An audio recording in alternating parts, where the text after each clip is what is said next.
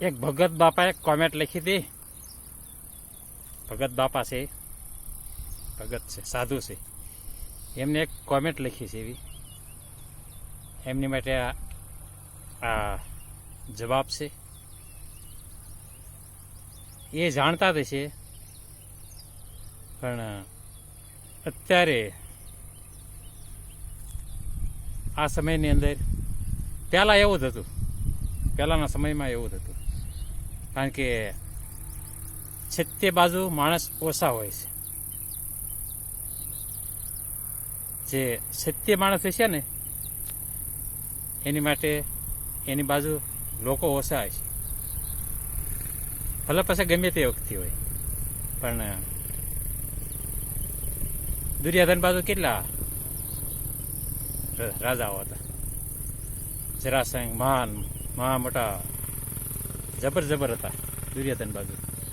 ભીષ્મ પિતા પોતે. કારણ કે એની બાજુ માણસો જાજા રહે. આપણે એક ઇતિહાસ તમે જોઈ દો, એક ઇતિહાસ જોઈ દો. અને એની માટે જ જાજી કોમેન્ટ લખેલી છે. જે મોરારી બાપુનો મેં જે વિડીયો મૂક્યો ને એની માટે જાજી કોમેન્ટ લખેલી બધાએ કે બાપુ તમે કેટલી કથા વાંચી. મને એમ કહે છે કથા વાંચવાથી શું થઈ જાય? વાંચે બધા કલાકારો નથી, ભજન ગાય છે, કીર્તન ગાય છે. કલાકાર તો ગાઈ શકે, એની ઘણી કથા વાંચી શકે, એવું કોઈ વસ્તુ નથી. એમાં કોઈ વ્યક્તિને આપણે મહાન માની લેવાની જરૂર નથી કે આ વ્યક્તિ મહાન છે. મહાન હોય તો ઈશ્વરને ટાર્ગેટ જ ન કરે પહેલા પ્રથમ તો. કારણ કે આ જગતમાં ઈશ્વરને છોડીને કશું છે નહીં. આપણે એટલા બધા કથાકાર થઈ જાય એવી, બહુ મોટા કથાકાર આપણે થઈ જાય એવી, આપણે આખી દુનિયામાં ફેમસ થઈ જાય એવી, પણ ઈશ્વર જેટલું ફેમસ કોઈ છે નહીં. એટલે ઈશ્વરને આપણે વળે વાંક કાઢવા માંડવી બેઠા બેઠા, જરા કથા આવડી જઈ હોય ત્યાં, એટલે એની કોઈ થઈને અને કોમેન્ટ લખેલી ઘણી આવી છે. કારણ કે એ ભગત બાપાએ લખ્યું છે કે યાદવો ખલાસ કેમ થયા, યાદવનો નાશ કેમ થયો એમ. તમે પણ જાણો છો, હું પણ જાણું છું. એમાં કોઈ નવાઈ છે નહીં. યાદવનો નાશ શું કામ થયો? ભગવાન અતિ ક્રોધિત છે અને અતિ કોમલ પણ છે. ભક્ત માટે ભગવાન કોમલ થઈ જાય છે, એક માખણ જેવા થઈ જાય છે. આપણે ઇતિહાસ બધા જાણો છો.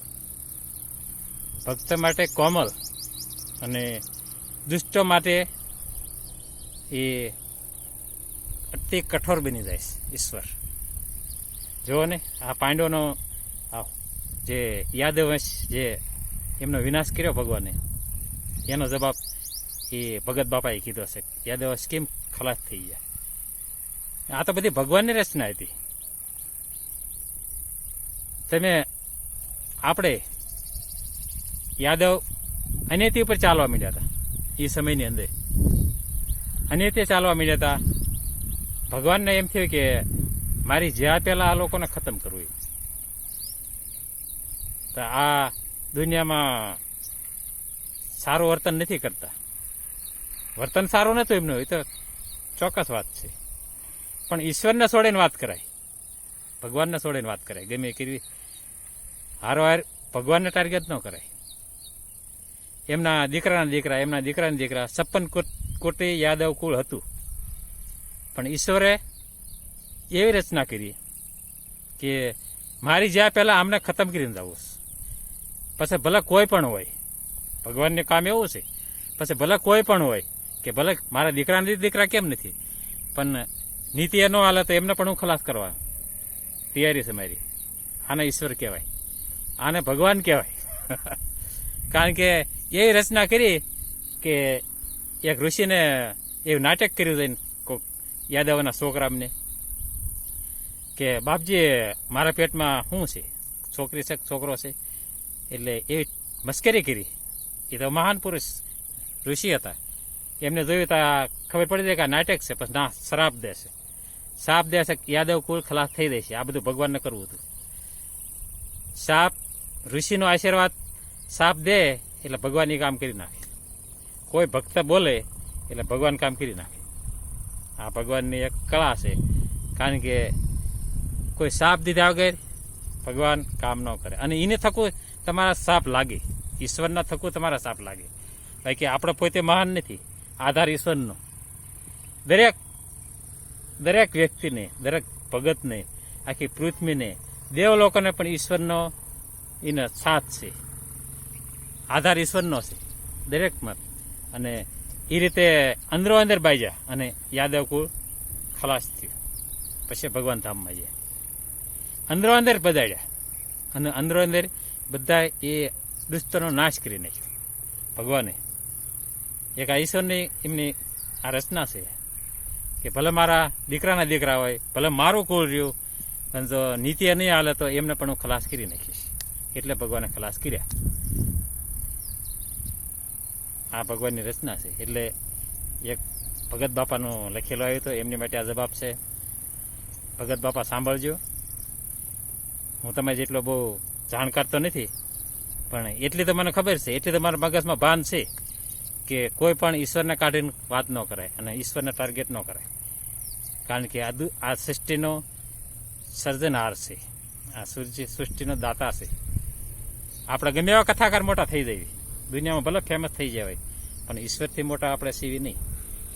એટલું મગજમાં હોવું પડે, માંગ કામ કરવી પડે એટલી કે ઈશ્વરથી મોટા કોઈ નથી. અને સાથ આપો છો તમે એવા વ્યક્તિને,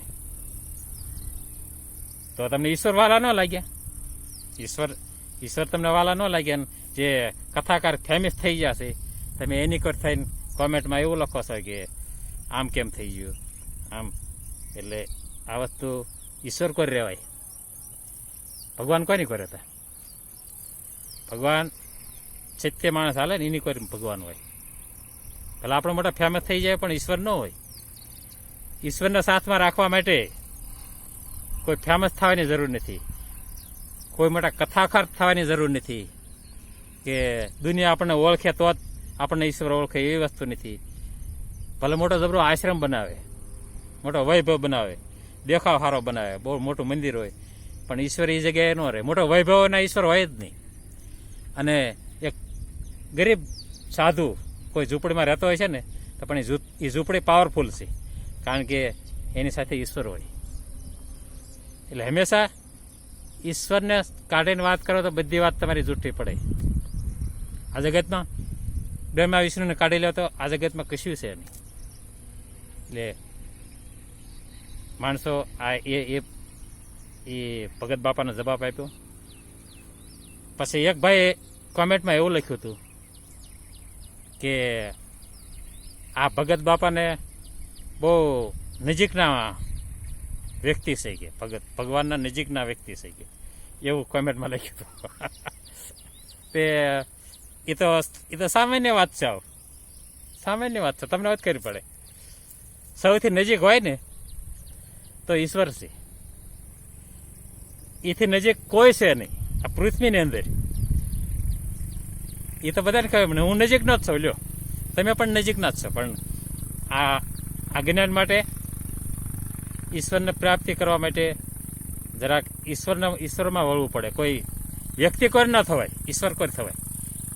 એટલે એમ એવું કોમેન્ટમાં લખ્યું કે આ બહુ નજીકના ભગત છે કે એવી રીતે લખેલું કોમેન્ટમાં.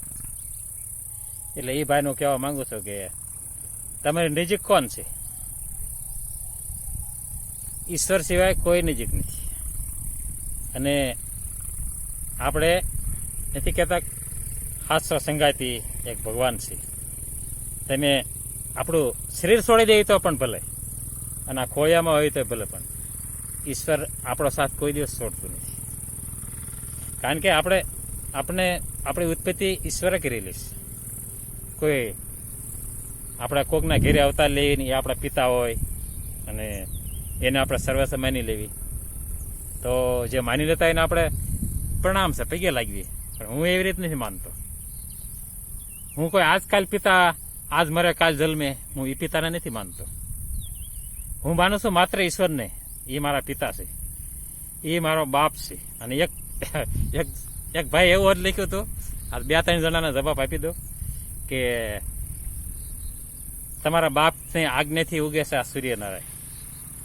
હા, કાંઈ તમારી આજ્ઞાથી ઉગતો નથી, કાંઈ મારી આજ્ઞાથી ઉગતો નથી, ઈશ્વરની આજ્ઞાથી ઉગે છે. તો એ તો મારો બાપ છે, એની આજ્ઞાથી ઉગે છે ઈશ્વર. હા, એ ભાઈનો જવાબ દીધો. એટલે વારાફરતી દરેક વિડીયામાં જવાબ આપતો રહીશ. પણ હું ઈશ્વરને છોડીને કાંઈ પણ વસ્તુ કરતો નથી. આ પહેલી વાત એક કે, અને ઈશ્વર જેવું કોઈ સત્ય છે નહીં. આ પૃથ્વી અંદર 14 બ્રહ્માંડ આપણે કહેવાય છે ને, પણ ઈશ્વરથી પ્રિય કોઈ મને છે નહીં પૃથ્વી અંદર. ભગવાનથી પ્રિય મને કોઈ લાગતું જ નથી. કદાચ એ તો મોરારી બાપુએ એમ કીધું, પણ કદાચ મારા કુટુંબના હોય, કોઈ પણ હોય, મારો દીકરો કેમ નથી, અરે મારો બાપ કેમ નથી, પણ એને હું સાચું કહી દઉં, ઈશ્વર પ્રેતથી. કારણ કે સાચો બાપ મારો ઈ જ છે, ભગવાન ઈશ્વર મારો બાપ ઈ જ છે. અને મિત્રો, જરૂર આ વિડીયોને લાઈક કરજો. આ કોમેન્ટ લખવાવાળાને માત્ર જવાબ છે, એટલે મિત્રો સાંભળે અને જાણે તો જાણે, નહીંતર તો કાંઈ વાંધો નહીં. હું તો ઈશ્વરને પિતા માનું છું, અને મારી પિતાના આજ્ઞાથી આ સૂર્ય ઉગે છે. એ બધા કે ભાઈ તમારી આજ્ઞાથી નહીં ઉગતો, મારી આજ્ઞાથી તો કોની આજ્ઞાથી ઉગે છે? ઈશ્વરની આજ્ઞાથી ઉગે છે ભાઈ. ઈશ્વર સિવાય હું કોઈને માનતો જ નથી. ભગવાન સિવાય હું કોઈને માનતો જ નથી. ઈશ્વર સિવાય બસ સર્વસ્વ એનું છે, અને હું સર્વસ્વ ઈશ્વરને માનું છું. તો ભગત બાપા કોમેન્ટ જે લખવાવાળા એ બધા સાંભળજો. અને જય શ્રી કૃષ્ણ. મારે હરે નારાયણ કૃષ્ણ. હર હર મહાદેવ.